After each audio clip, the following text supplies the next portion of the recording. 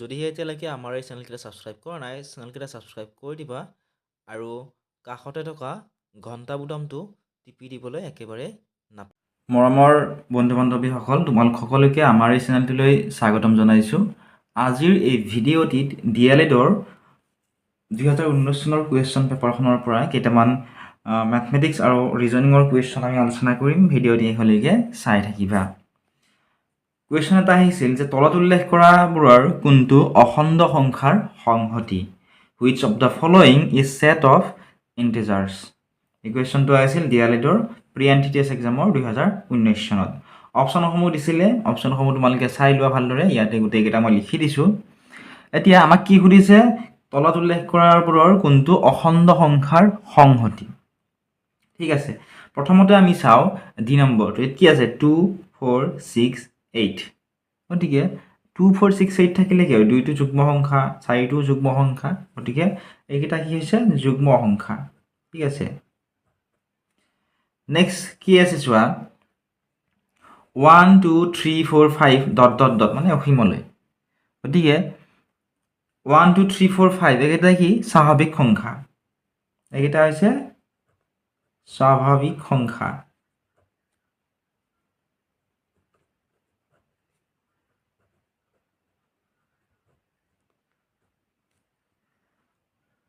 Next কি আছে?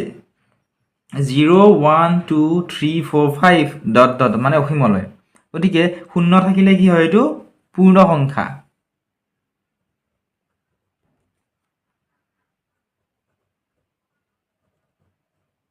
Next শেষত কি ৰৈ গ'ল চোৱা, -5 -4 -3 -2 -1 0 1 2 3 4 5। গতিকে ইয়াত এইফালে কি আছে? মাজত কি আছে? 0 আছে। 0ৰ বাওঁফালে কি আছে? ঋণাত্মক সংখ্যাবিলাক আছে আৰু সোঁফালে ধনাত্মক সংখ্যাবোৰ আছে। গতিকে আমাক সুধিছিল তলৰ কোনটো অখণ্ড সংখ্যাৰ সংহতি?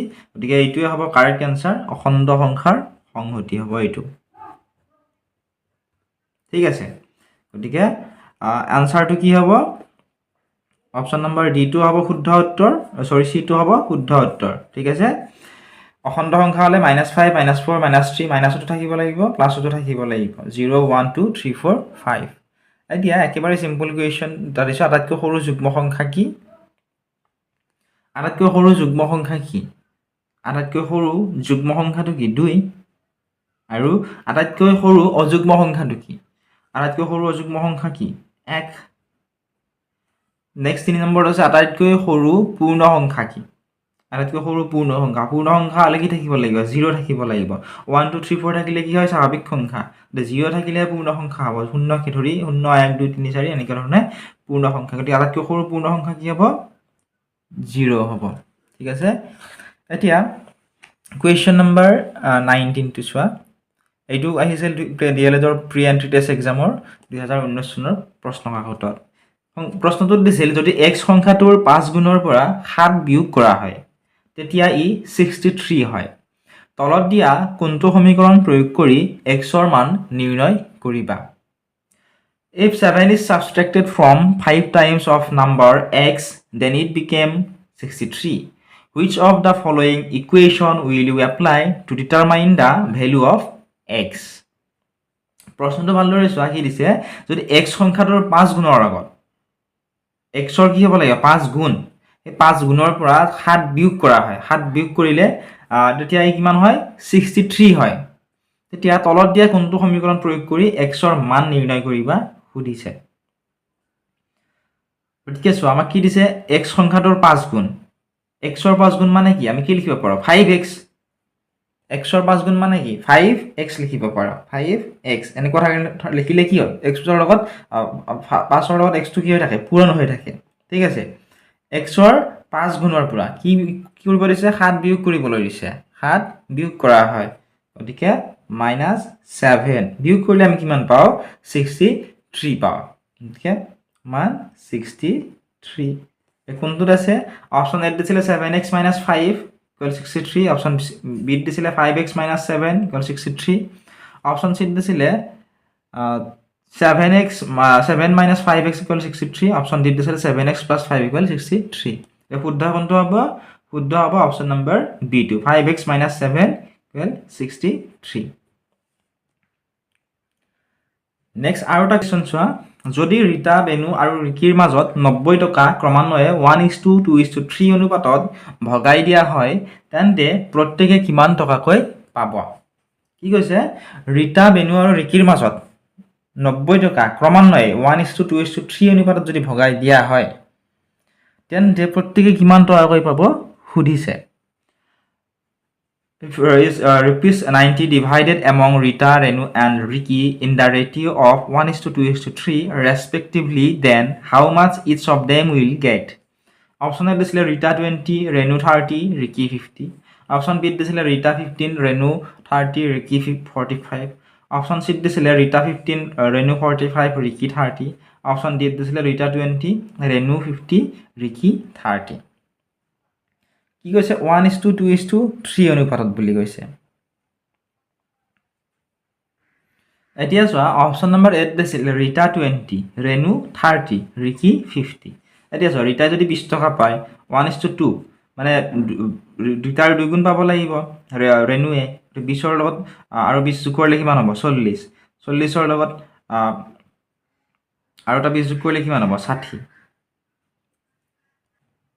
গতিকে এইটো নহব নেক্সট দিছিল সি নম্বৰ ৰিটা 15 ৰেনু 45 15 45 30 1:2:3 গতিকে এইটো হ'ব পাৰে নেকি আকৌ কমি গ'ল 15ৰ পৰা কি হ'ল 45 45ৰ পৰা 30 হ'ল কমিব পাৰে নেকি নিশ্চয় নোৱাৰে গতিকে এইটো নহব তাৰ পিছত দিছিল ৰিটা 20 ৰেনু 50 গতিকে এইটো 1:2:3 অনুপাতত থকা নাই কাৰণ এফালে কিমান আছে 30 আছে শেষত ইয়াতে কি আছে চোৱা ৰিটা 15 ৰেনু 30 ৰিকি 45 ৰিটাই যদি 15 টকা পায় 15ৰ দুই গুণ 1:2 15 দুগুণ কিমান হ'ব 30 15 তিনি গুণ 45 গতিকে 1:2:3 হিচাপত অনুপাতত যদি সমানে ভগাই দিয়া হয় অপচন বি টোৱে হ'ব কাৰেক্ট এনসাৰ এইটোৱে হ'ব এই প্ৰশ্নটিৰ শুদ্ধ নেক্সট আমি আন এটা কোৱেশ্চন চাওঁ 20 জানুৱাৰী বুধবাৰ হলে 15 ফেব্ৰুৱাৰী কি বাৰ হ'ব 20 জানুৱাৰী যদি বুধবাৰ হয় 15 ফেব্ৰুৱাৰী কি বাৰ হ'ব আমাক সুধিছে অপচন দিছিলে এ সোমবাৰ বি বৃহস্পতিবাৰ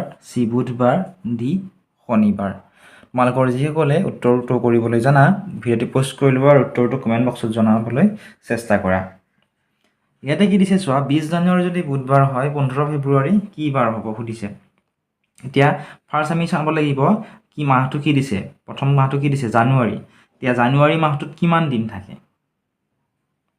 জানুৱাৰী মাহটো কিমান দিনীয়া জানুৱাৰী মাহটো হৈছে কিমান দিনীয়া 21 দিনীয়া ঠিক আছে ইয়াত কি দিছে 20 জানুৱাৰী বুলি দিছে গতিকে 21ৰ পৰা আমি কি কৰিব লাগিব ফাৰ্ষ্ট 20 টো আমি বিয়োগ কৰিব লাগিব 1ৰ পৰা 0 গলে 1 থাকিব 3 ৰ 2 গলেও 1 থাকিব কিমান পালো 11 আমি পালো এতিয়া 15 ফেব্ৰুৱাৰী কি বাৰ হ'ব সুধিছে এই যেটো আমি 11 পালো 11টো আমি ইয়াতে লিখি ললো এতিয়া আমাক খুদিছে 15 ফেব্ৰুৱাৰী কি বাৰ হ'ব এই 11ৰ লগত কি কৰিব লাগিব এই 15টো আমি যোগ কৰি দিব লাগিব এইটো আমি কি কৰিব লাগিব যোগটো কৰো 5 একে কিমান 6 একে একে 2 কিমান পালো আমি 26 এতিয়া আমি কি কৰিব লাগিব আমি সকলোৱে জানো যে এক সপ্তাহত কিমান দিন 7 দিন এই 26 টো কি কৰিব লাগিব 26 টো হৰণ কৰিব লাগিব 7 ৰে গতিকে 7 3 গুণ কিমান 7 3 গুণ কিমান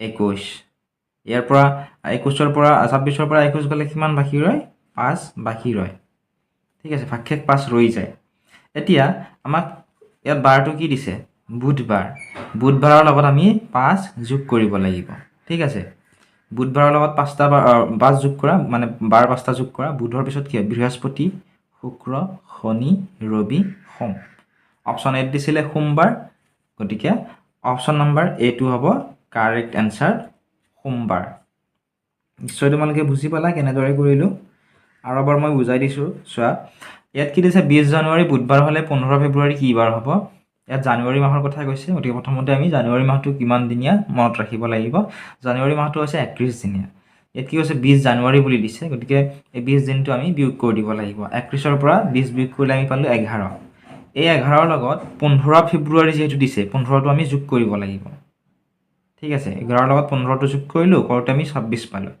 26ক আমি যে আমাক যেটো বাৰ সুধিছে গতিকে সপ্তাহটোত কেইটা বাৰ থাকে 7টা গতিকে 26ক আমি 7ৰে হৰণ কৰি দিলো হৰণটো এনেদৰেও কৰিব পাৰা